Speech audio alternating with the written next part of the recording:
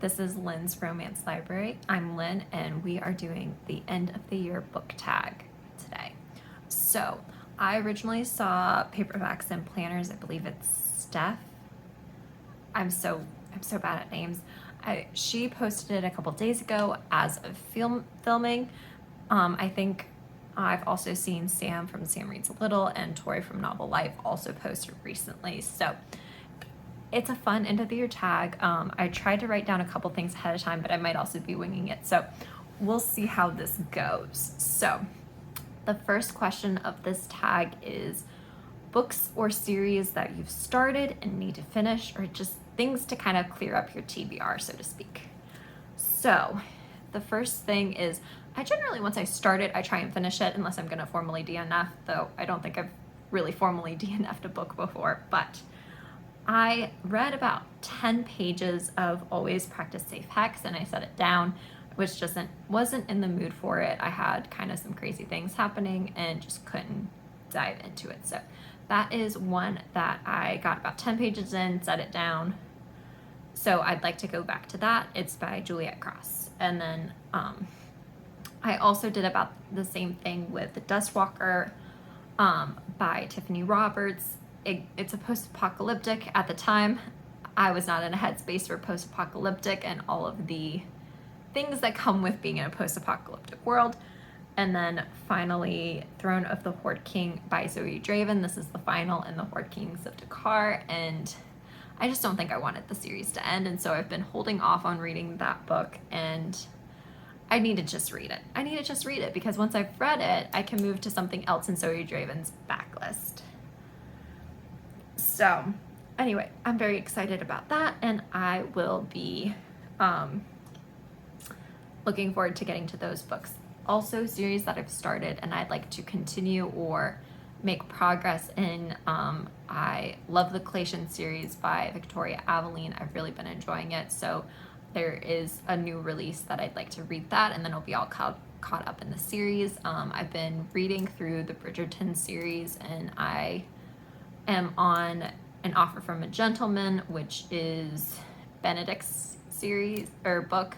So I'd like to pick that up before the end of the year so that I'm on pace to have it done before the next season on Netflix comes out. This would be the first time that I've read the books ahead of the season. So I'd like to get Benedict and Penelope's books read before the next season, because we don't fully know what Netflix is doing with that. But that's another series I'd like to continue with. And then is there anything else I'm in the middle of? I think that's it. Those are the high priority series for me. So, what is an autumnal book to transition towards the end of the year? So, me personally, I'm a big mood reader, so I don't read a ton of autumnal books specifically. I read a lot of spooky season books. I read a lot of paranormal, but in general, kind of towards the transition, I think I would like to stick with more some small towns, some historicals, and maybe lighter fantasy. That's really what I've been in the mood for recently, is light fantasies, so romances. So of those, probably continuing in the Stay a Spell series, reading Always Practice Safe Hex,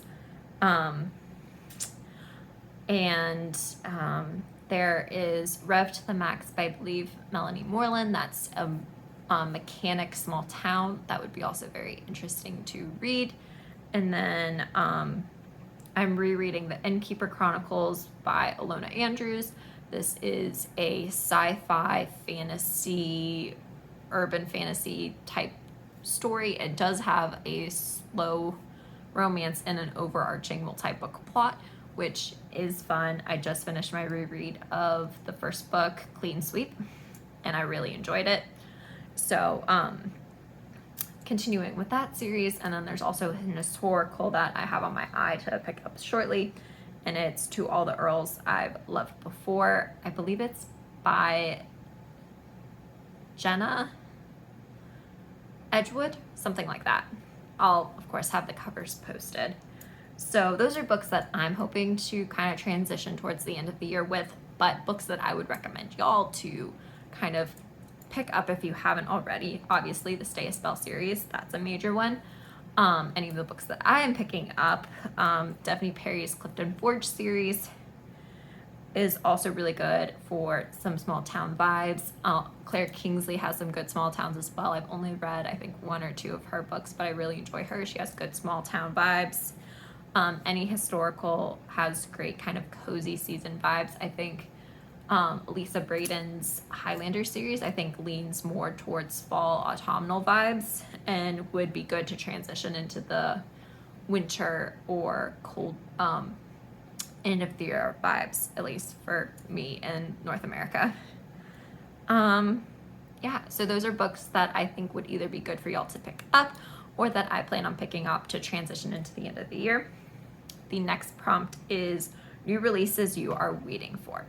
So these are new releases that have just barely came out or are coming out very shortly, but regardless, I haven't read them and they've come out recently. So the first is I'm doing a reread of the Innkeeper Chronicles by Ilona Andrews. One of the main reasons I'm prioritizing this reread is because I noticed that a new book in the series is coming out December 13th.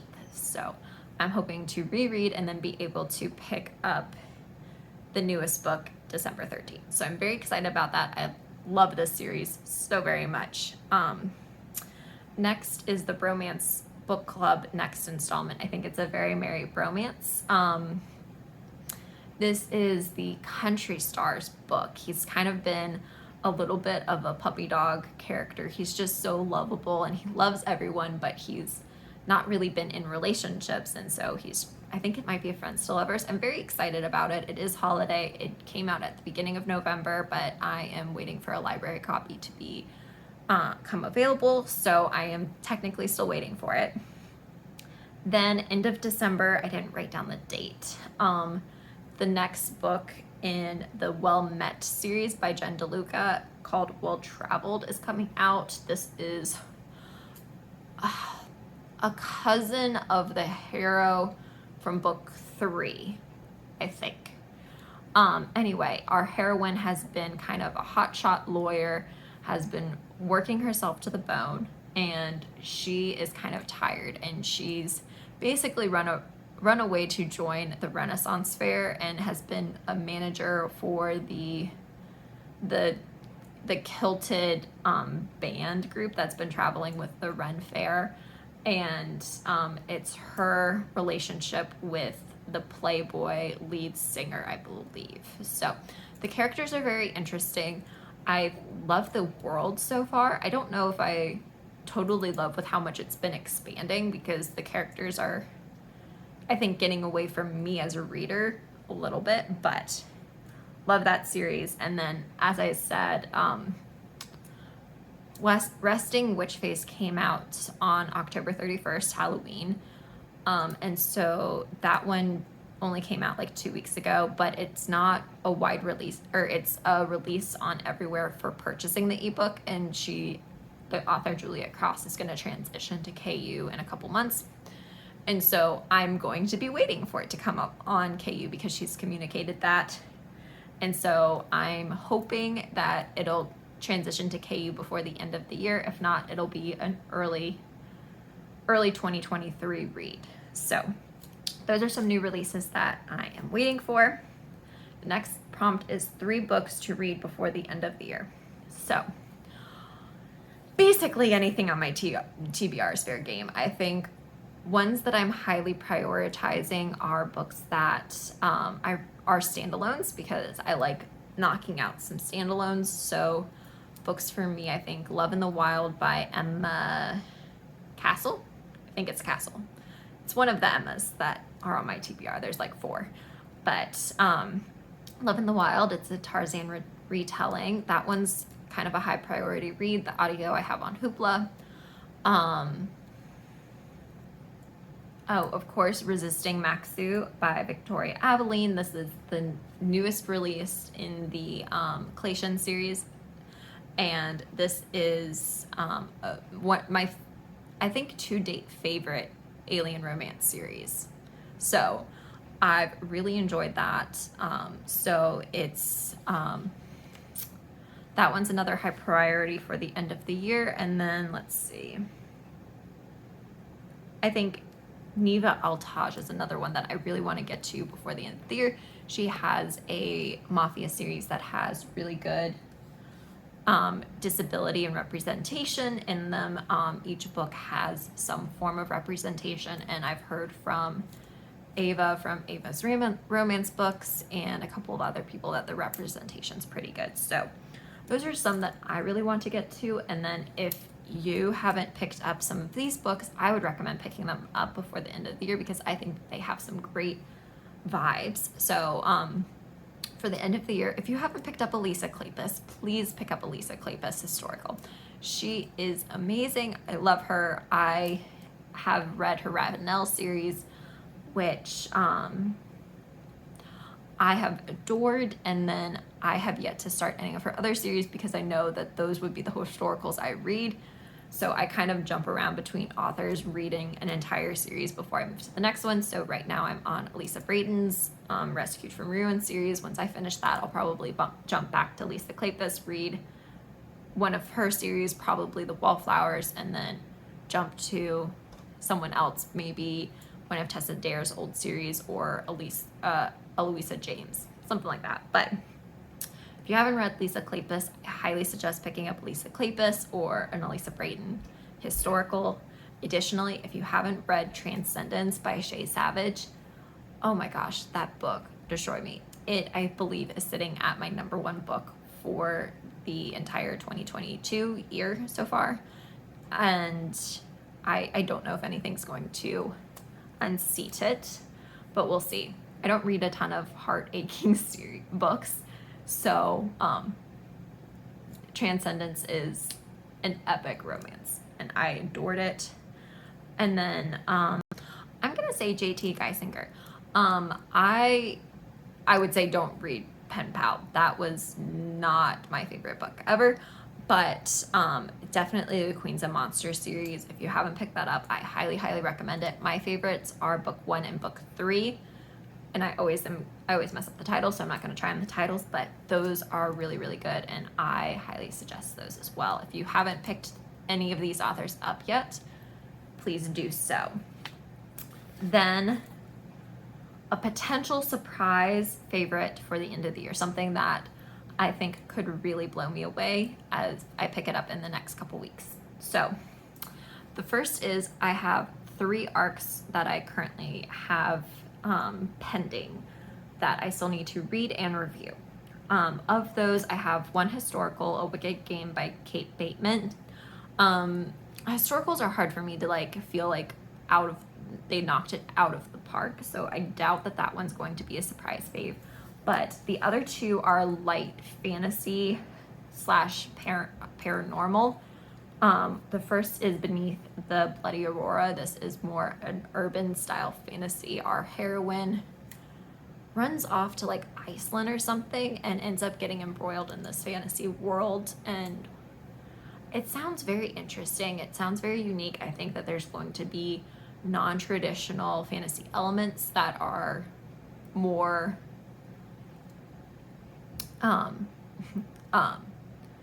different than our more typical fantasy creatures, a lot of fae, a lot of vampires, etc., etc. I think there's going to be a unique take on this, and I believe that the author of that series or that book is a debut author as well, so I'll be interested to see how that one turns out. And then the other one is Between the Dragon King and His Wrath, and so this one is a historical fantasy, or a historically set fantasy romance, and our heroine